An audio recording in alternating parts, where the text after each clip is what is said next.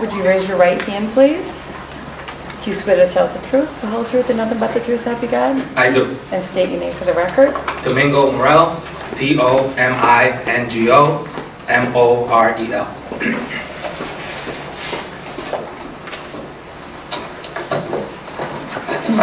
I think I can say, oh, not yet. Good morning, Good morning. Professor. I'm going to ask you to give me an overview of your professional qualifications. So I am a professor of political science at Rutgers University in Newark. As it relates to this, I have written a book on state takeovers of local school districts. I also served on the review team of the Johns Hopkins Institute that produced the report that we're here as a result of. Normally, I wouldn't ask a witness of your type this, but I'm going to ask you where you went to high school. I went to high school in Central High School here in Providence. Okay. And can you take me through your education after you graduated from high school? After I graduated from Central High School, I attended the University of Rhode Island. After I finished at the University of Rhode Island, I worked at Rhode Island College as an admissions officer for 4 years. After that, I went back to the University of Rhode Island where I worked in the talent development program for 7 years. Throughout that time, I was involved in local organizations, statewide organizations, like the Rhode Island Latino Political Action Committee, the Rhode Island Latino Civic Fund, the Latino Dollars for Scholars. I helped create the Latino Policy Institute. So yeah, I went back to school to work on my PhD at Brown University. And you mentioned these areas of community involvement. Can you go through those organizations? Did you have a leadership role? What's your role? So I was president at some point of all of these organizations. The Rhode Island Latino Political Action Committee, Rhode Island Latino Civic Fund, Latino Dollars for Scholars. I was co-chair. You have to slow down a little bit. Okay, sorry. Okay. Do I need to go through it again? No, I'll get it, but. Okay. And then finally, co-chair of the Latino Policy Institute. And can you please describe the focus of your work when you were at Rhode Island College? So I was an admissions officer, and I recruited and advised students, primarily recruiting students from the city of Providence. The same thing at the University of Rhode Island, where I recruited students and advised students primarily, but not only, from Providence. So every single year I visited Central High School, I visited Hope High School, I visited Mount Pleasant High School. I attended, recruited students who were participating in many of the organizations that we're listening from today. So, yeah. So how many years in total did you work either at Rhode Island College or in the TD program at URI? 11 years altogether. And Providence was your beat during that time? It was. And since getting your PhD at Brown University, first of all, what topic is your PhD in? It's in political science, specifically American politics, race politics, urban politics, and education politics. And what is the discipline or focus of your 2 earlier degrees? My undergraduate degree was in human development and family studies, and my master's degree was in counseling psychology. What was the focus of your research in your PhD program? It was on state takeovers of local school districts. And did you have occasion to write about state takeovers? You mentioned your book, but were there other writings that you did? I did. So leading up to the book, I wrote 2 peer-reviewed journal articles in addition to the book. And more recently, I published a paper on the state takeovers of the New Orleans schools. That was a peer-reviewed article as well. And I've written and commented on different editorial and newspaper and radio programs. And you mentioned that your journal articles are peer-reviewed. What does that mean?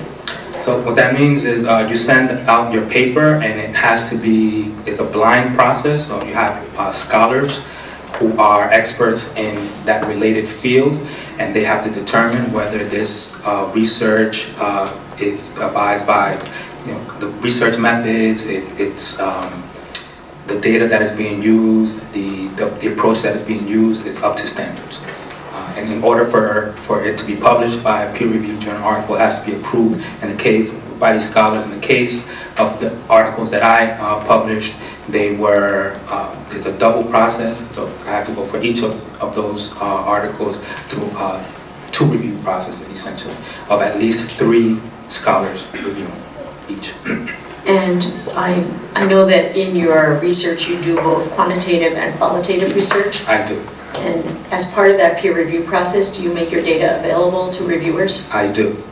So, mostly of interest to this conversation here today, the data that I used for my analysis on state takeovers of local school districts are available for public consumption. So those data are available on your website or in other ways? So they are through the website. Generally, what I ask is through the website for individuals to reach out to me, and I will send it out to whoever requested. And what approaches did you include in your study of state takeovers? What was your methodology? So again, it's both qualitative and quantitative, and so on the qualitative side, I interviewed over 70 people that included parents, students, community leaders, mayors, city council members, state commissioners of education, superintendents, so also attended school board meetings, attended community meetings, met with community leaders in churches and their settings. So that's the basis of my qualitative analysis. My quantitative analysis, I collected data on every single school, every single district that experienced a takeover between 1989 to 2013, and that analysis, that data is the basis of my analysis on quantitative methods. And when you were doing this work, you mentioned that you looked at school board materials. Did you analyze school board meeting minutes or anything along those lines? I did. I particularly for the main case study in my research, dissertation and book, Newark schools, I studied school board meeting minutes from the 1980s all the way through 2013. And are you familiar with the research on education outcomes? I am. So part of as a political scientist, I'm interested in political questions, primarily engagement, participation, representation, but in order to make my conclusions and to study the literature on takeovers, I had to engage in the literature on outcomes. And how did you go about that? Primarily through peer-reviewed journal articles and books that exist on the topic. In addition to that, one of my dissertation advisors, Ken Wong from Brown University, who was essentially the pioneer on takeover studies related to outcomes. And so he served on my dissertation committee. So he reviewed the work that you ultimately turned into your book? He did. And you mentioned that you were invited to participate in a review of the Providence Public Schools. Could you describe that to me? Yes, so I was asked to be part of the Johns Hopkins team. That team was comprised of essentially 2 groups. One group visited the school sites, the other group participated in interview process of school governance. So that was the city council, school board, mayor's office, district officials, community leaders, business leaders, and I was part of that group. So you were part of the governance review team? I was. And in that capacity, what kinds of activities did you engage? Primarily interviewing individuals that had in some way a relation with the Providence schools. Again, members of the city council, members of the school board, district officials, superintendent, so forth.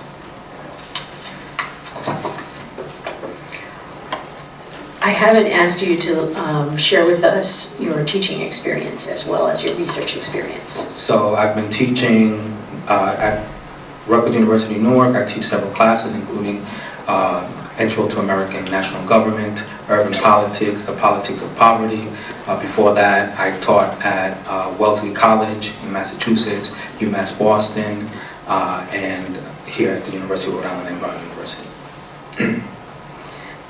I'm going to be asking you a number of questions in your capacity as an expert on turnarounds, as the gentleman who wrote the book.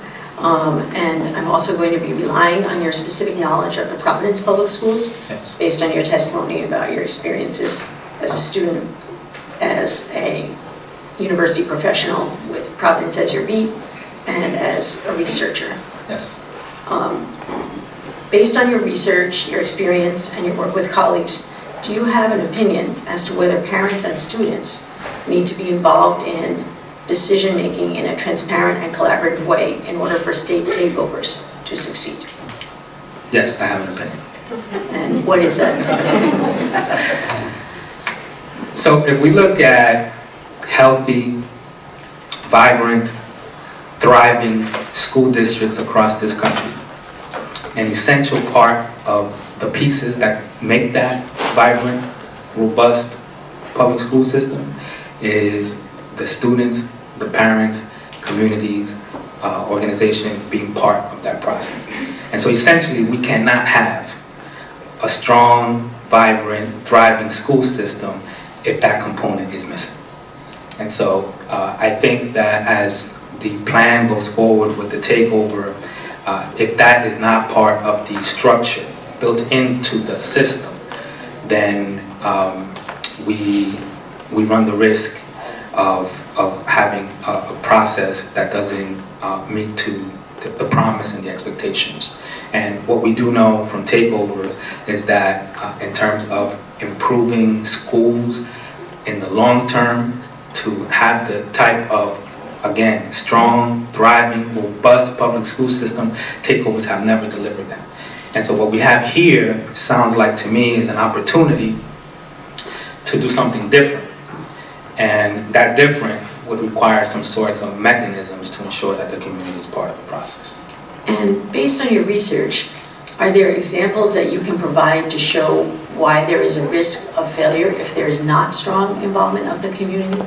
So regrettably, again, my data is based on from the first time states took over school districts in 1989 to 2013. We don't have a track record of these school districts becoming the school districts that people envision, or at least promised, right? And so if we go and do what has been done in the past, then there is a strong body of evidence to suggest that the same thing is going to happen. And what we see in these other places, and primarily the places that I studied, in Newark, in Patterson, and other places, is that we have a generation or two generations lost. In New Jersey, the school district, Newark School District was under state control for over 20 years. And so you have a generation that is lost, that was not part of the process and was not engaged, and the school system never became what they were promised back in 1995. And so it's essential that if a takeover, the way that many people here in this room want it to work, which, I don't know if we have the chance to talk about this, but it's pretty unique that the city council, that the mayor's office, that the school board have not objected, and that the people here that have come to testify, from the students, the parent organization, the other community organizations, they have told the commissioner that they want the takeover. So this is unique. And so what they're saying is that we have faith in this process. And what I think needs to happen is for the people empowered to have faith in them. To then say, by including something in here that's something that they support in this paragraph here, that we have faith in you, that you will be the type of partner that we need to build this type of school system, right? And so we don't have good track record, but it seems like to me there's an opportunity. So, where are the points of light, Professor? Are there examples of periods where you've seen, either in a takeover context or outside the context of a takeover, where authentic parent and student involvement in decision-making actually makes a difference? So there are pockets, and so again I go back to the Newark example because they were under state control for over 20 years, and under that takeover there were different types of administrations, and where we saw that there were commissioners, or particularly a commissioner who was really keen on community engagement. That commissioner appointed a superintendent that was from that community. That superintendent had strong roots with community organizations, community leaders, and therefore it led to a type of process where the community felt that they were included, right? But because it was not in writing, because the statute didn't say that this was required, then when a new commissioner came in, everything disappeared. And in fact, as an example, what happens when communities don't have a voice, particularly young people. So in Newark, eventually students started, because they felt they didn't have a voice, they had to protest. And they walked out of schools in protest. They took over the school administration building in protest. They shut down major highways in protest, because there was nothing in the statutes that said that they should be part of the process. And as a result of that, the commissioner that was eventually appointed did not listen to them, literally did not listen to them. And so these are the kinds of things that there are pockets where we see some engaged and positive participation, but in the absence of statutes and institutionalized mechanisms, the next commissioner could come in and do something very different. Are there any other examples outside of Newark that you could point to where you see some evidence that community participation that is meaningful and even guaranteed will make a difference? Well, so I want to cite the Central Falls case, right? So I think that Central Falls, obviously a school district here in Rhode Island that has had significant challenges, but if we go back to the history, the challenges are deep and they run a long period of time. And I think Central Falls provides a model, again, of a commissioner. So this was Commissioner McWalters, who said that it was important for that city, the residents of that city, particularly the Latino population, to be represented in the governing structure. And he had someone who worked for him, who I just saw earlier today, Keith Oliveira, who was, his responsibility was to ensure that the governing board had local participation. And so that was a key part of the structure. And eventually what led to what happens in Central Falls is that Latinos then eventually represent the majority of the school board. They then have representation at the city council, and then they eventually have a superintendent, Victor Capellan, as a result of that community engagement. So there is an example, but Peter McWalters didn't have to, right? He felt that that was the right thing to do, and in the absence of that, there's no enforceable mechanism for that type of approach to take place on the part of the commission's office. So I have to ask you the obvious follow-up question, because I know people will be thinking about it, and that is, people say, oh well, Central Falls. So you've pointed to the fact that there has been at least certain commissioners or a commissioner made the investment in engaging the community. What about outcomes? Well, I don't want to speak too much about outcomes with our expert on outcomes here from the District of Central Falls. Here, he could speak to it better than I can. However, as of the 2010-2013, dropout rates decreased significantly, attendance increased significantly, and the Annenberg School for Institute for School Reform had shown that progress had been made over time in the city of Central Falls, in the school district of Central Falls. And so this happened because there were people there who started to institute certain changes, particularly community engagement, right? So of course there's a lot more that needs to be done, a lot more progress that needs to be made, but Central Falls, I want to suggest, has made progress, has made gains, certainly not to anybody's liking, of course. Yeah. So you've heard a lot of questions today about what is the answer to how to engage parents and students. Is it that there is a particular committee or process, or is it the inclusion of parents and students in designing the process? Yeah,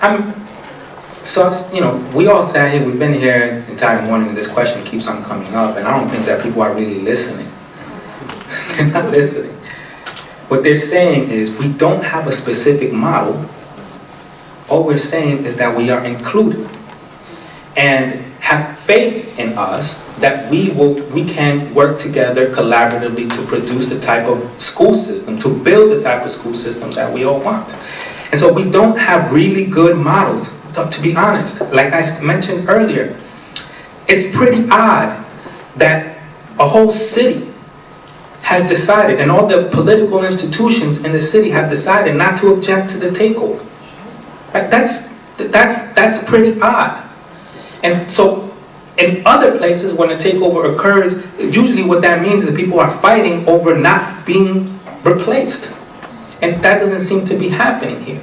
And so because in other places it's a contentious battle over being replaced, none of those examples provide a model for how the state decided to work with students, parents, and community groups. They just don't exist. Right? So what we need to imagine here, this is what I'm saying, we need to be paying attention to what these young people are saying and the leaders are saying. Imagine something different. Imagine a possibility here that current models and previous models don't provide. And have faith in us that we can build this together. So you heard a lot about people talking about the fact that they know what the current scheme looks like. There's a school board, there's a city council, there's a mayor. I've read your book. You talk a lot about the role of those institutions. What is different about those institutions and a commissioner or a turnaround superintendent? So what do you mean by what is different? Like these elected and appointed bodies, how are they different in type?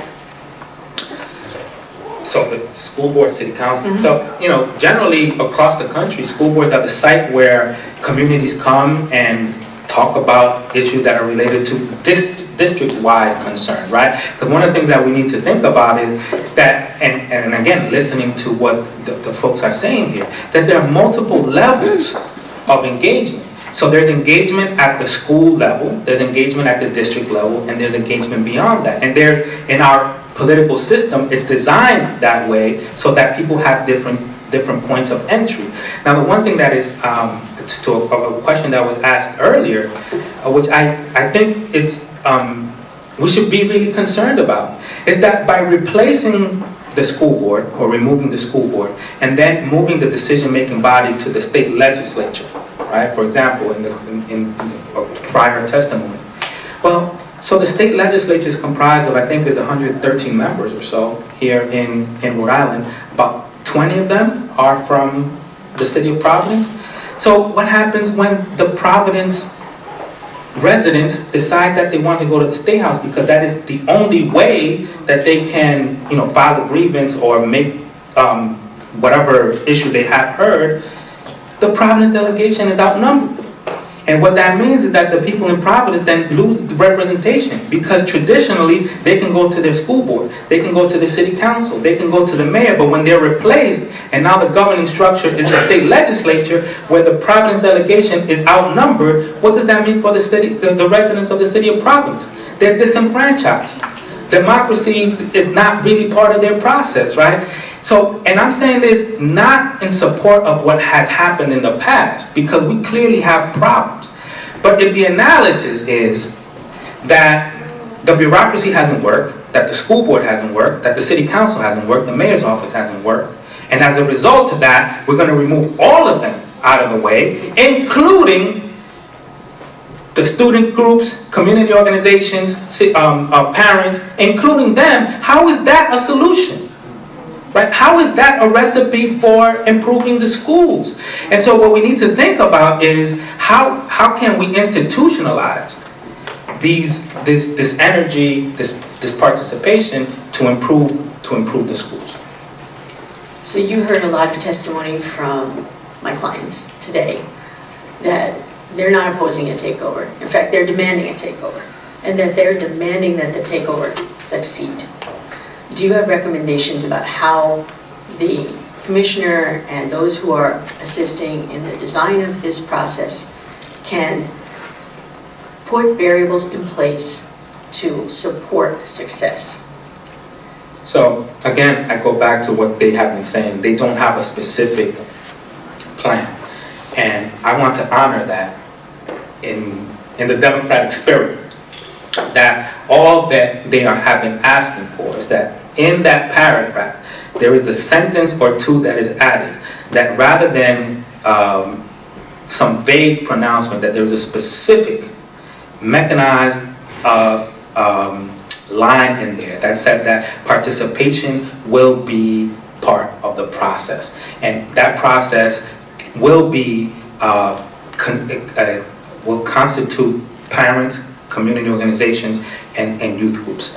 And, you know, after that, I leave it up to them in combination with the commissioner and her staff to decide what's the best way to do that. I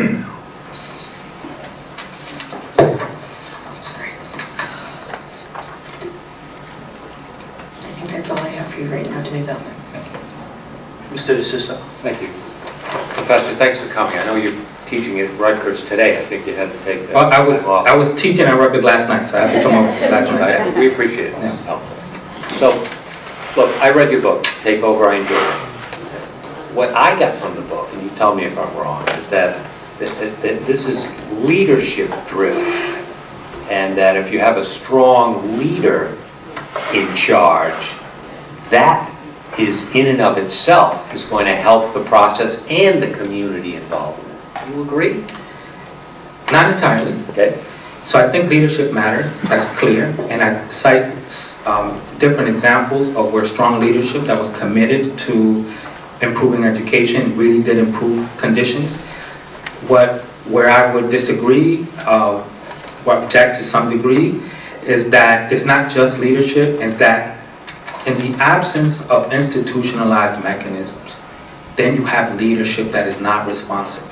Then you have leadership that doesn't have to meet those, the needs of the community, the demands of the community.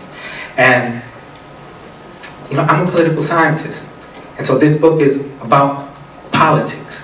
And so what happens, and, you know, I don't want to predict the future here, but we can say with some, you know, high level of accuracy, the commission is not going to be here forever. Her staff is not going to be here forever.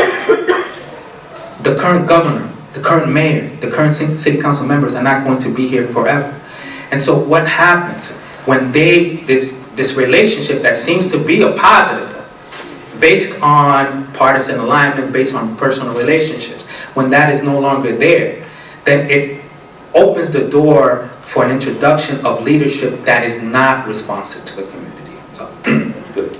But your book, though, in your book, you acknowledge and recognize that sometimes the removal from the local political entities to the state entities actually empowers the minority groups on a political basis. That's what you say. I do, and what happens there is when you have communities who are not part of the process, and the state comes in and takes over, then the state can create mechanisms for those who have been disempowered to then become empowered. And what they do by doing this is that they create opportunities for members to be part of the school board process.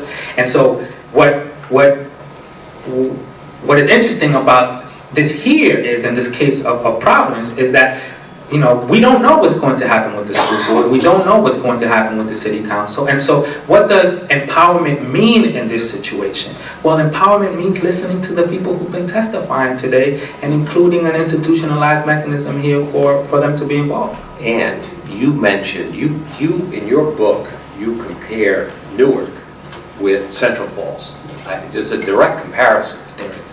And you favor the Central Falls model. That's why I said leadership driven, because eventually Superintendent Capellon integrated or involved the community without anything in writing, and I'm not suggesting we do that here, but it was the leader at the time who got that community involved with Mr. McWalters.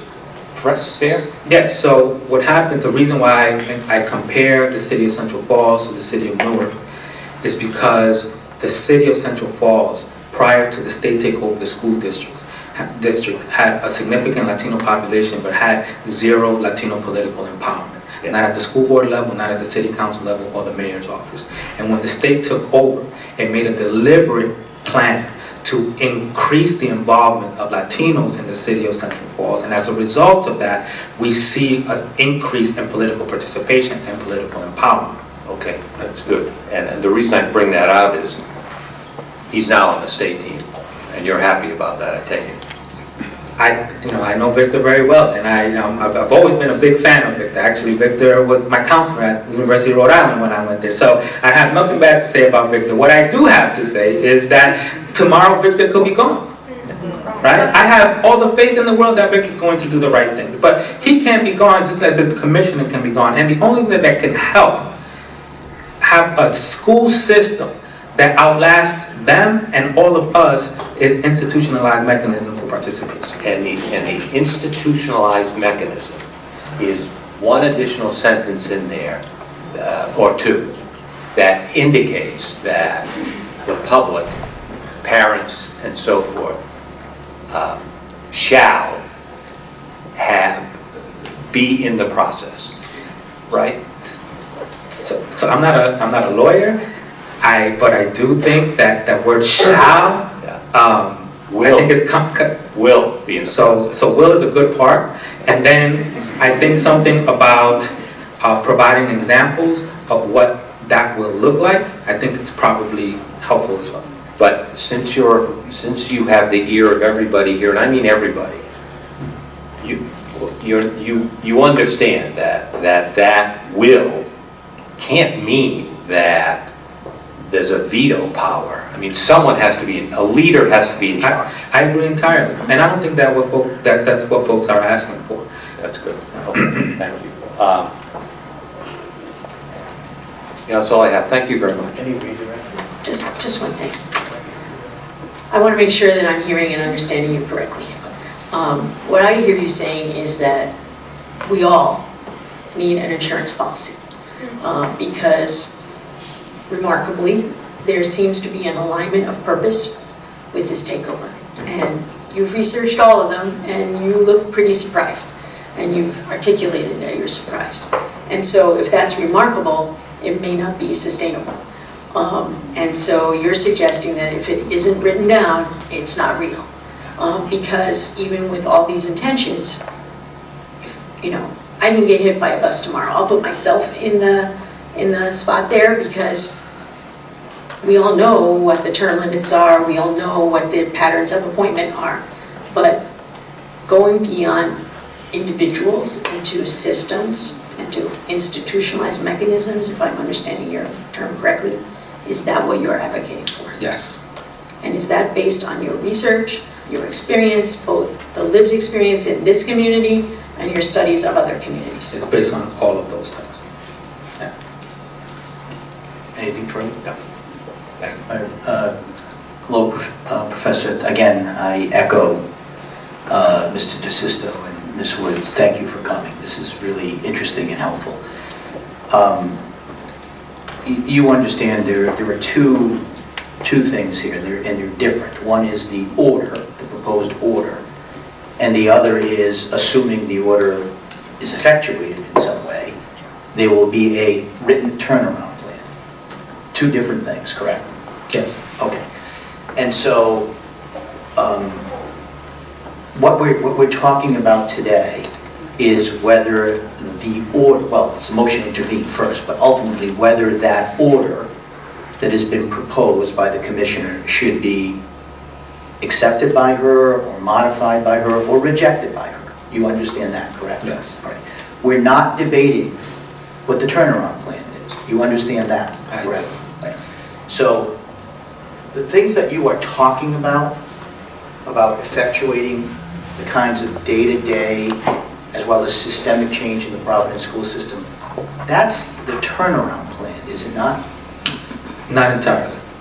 So I think that, as I've heard prior witnesses state,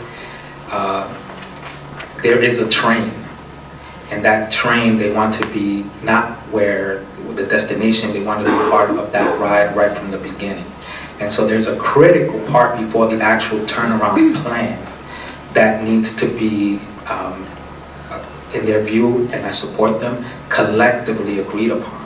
And if we just decide that they're going to be part of it on the second part, which is the turnaround plan, then that misses a significant part of the work, which is on the front end, this we're discussing here today. And again, you said you're not a lawyer, but you're an expert in state takeovers. of public schools, correct? I guess so, yes. Yes. Well, I hope so. And if I understood you correctly, it's fair to say that there is no other circumstance that you are aware of in all of your research where there, by statute, the legislature has authorized the takeover by a state, and none of the previous governing officials that would be involved in a school system, meaning a mayor, a school board, a city council, a superintendent. There is no example that you can point to where none of those entities have objected to such a plan. Not in my research. Okay. And is it fair to say, again, based on your research and based on your participation in the Johns Hopkins report and your knowledge of the Providence school system, that you would agree that the present system is a failed system? I think that the present system needs significant improvements. I don't like to use the word fail, but it needs significant improvements. And would you agree that the present system that has as its governing authority a mayor, a school committee, school board, and superintendent, and a city council, that collective system, which has been in place and still is in place today, unless it's taken over, that system, to use your words, needs significant improvement? It does. Okay. And if I could just add to that. Sure.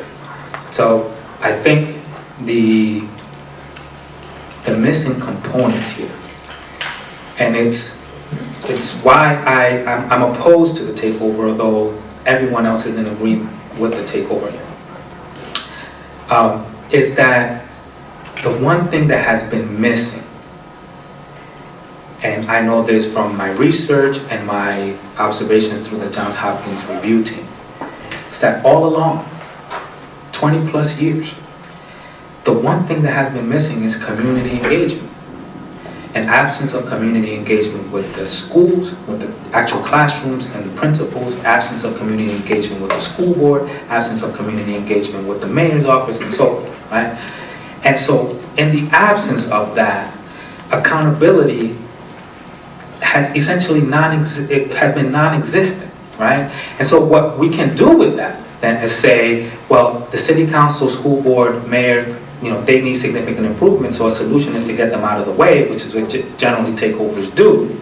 Or we can say we can improve the community engagement mechanisms so that they can hold these individuals and these institutions accountable today, tomorrow, 10, 20 years from now. And so if we don't invest in that, if we don't build those structures, then the same thing is going to continue to happen when the takeover ends, whether it's in 3 years, 5 years, or 10 years, because we have failed to build the mechanisms that connect communities to these institutions.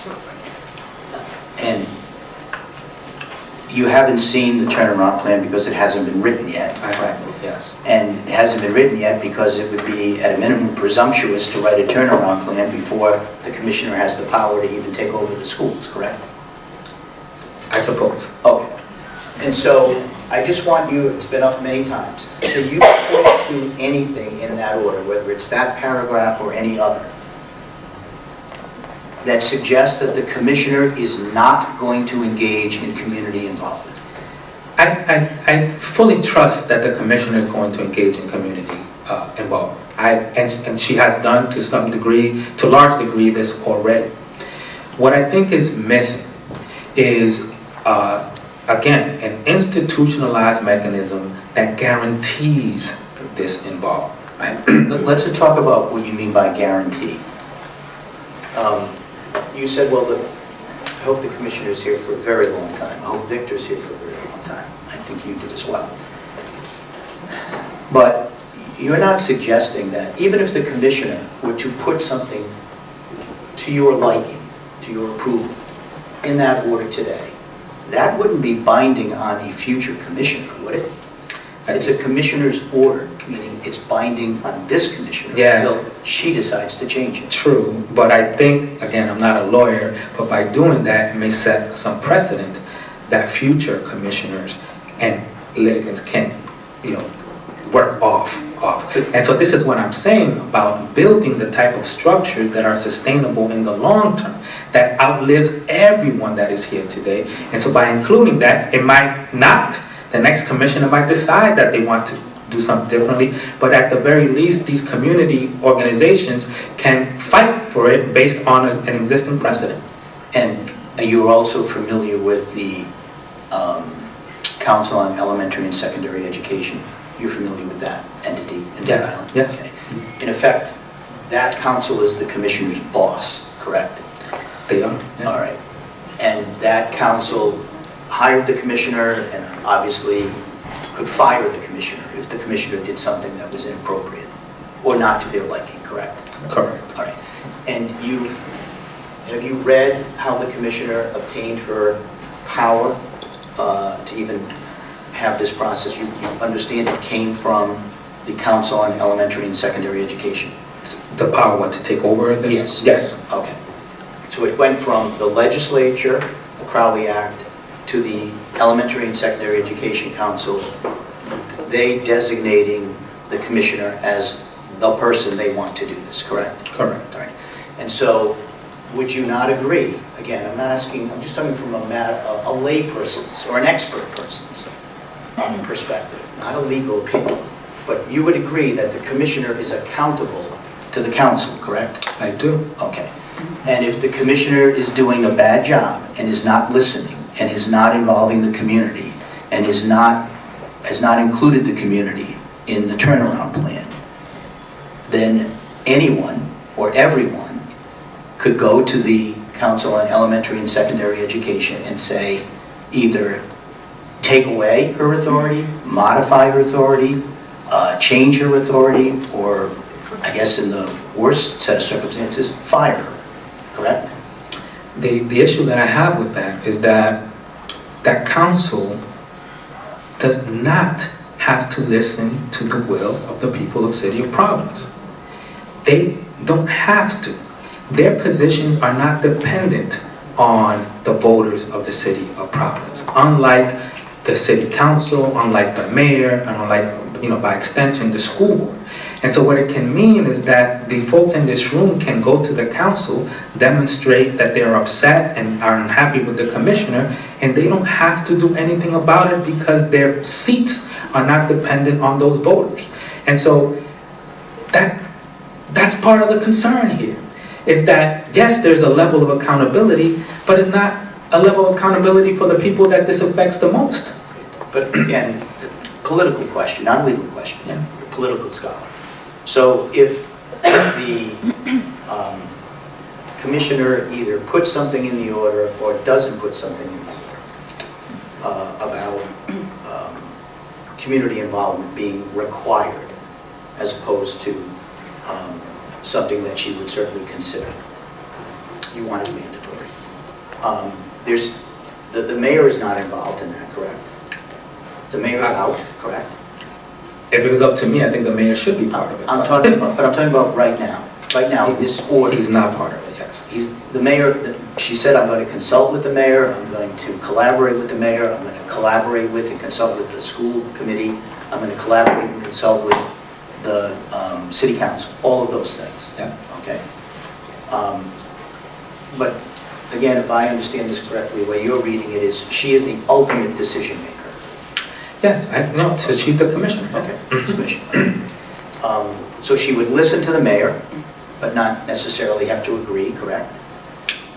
Entirely, yeah. She would listen to the city council, but not necessarily have to agree, correct? Entirely, She would listen to, but not necessarily agree with the school committee, correct? entirely, She would listen to, but not necessarily agree with parents, correct? entirely, She would listen to, but not necessarily agree with student organizations, correct? yeah. And she would listen to, but not necessarily agree with others in the community, other interested persons in the community. What kind of commissioner is that? It's this commissioner. So, It's the commissioner that the legislature said has power. And so that's my point.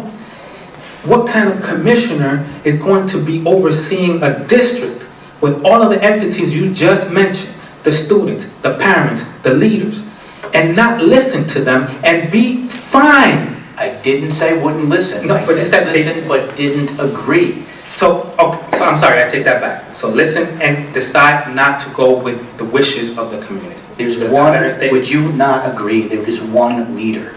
There is one ultimate, the commissioner is the education leader in the state. And would you not agree that her obligation in doing her job is to listen, to take into account all of these various constituencies?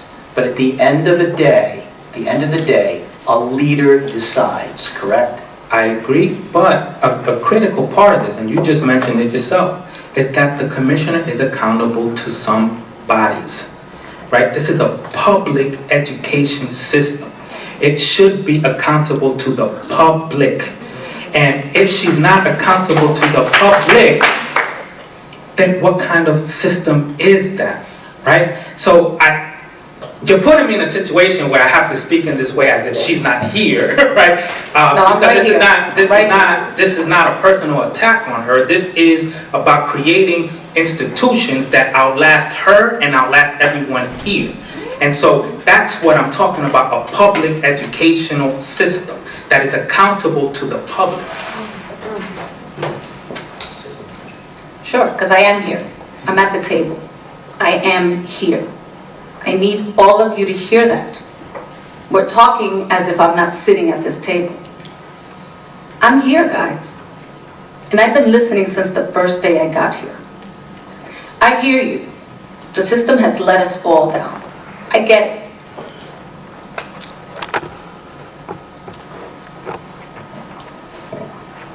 What you're asking for is not any different than what I plan to do. The question today is whether this is the venue. I have said nothing other than what you are saying. At any point. And regardless of what people say, I say the same thing everywhere I am to everyone. People may not like what I say, but I am the same person in every venue. I am completely aware that we can't do this without the community. I need everybody to understand that.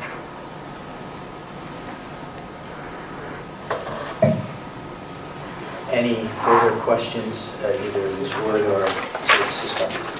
I do have a follow-up question. I want to be very clear about the distinction between the proposed order and a turnaround plan. And you've talked to this a bit. As I understand it, and I want to check this against your research and experience, this is the legal authorizing document for the takeover. It is not the plan for the takeover, is that correct? Yes. And this legal authorizing document will either include institutionalized mechanisms that are written down and part of the authorization, or they will not.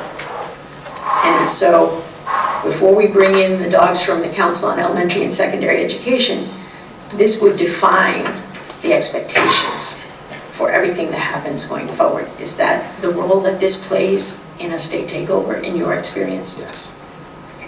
I have nothing further. Anything further, Mr. Sisto? Anything, Commissioner? I have nothing else to say.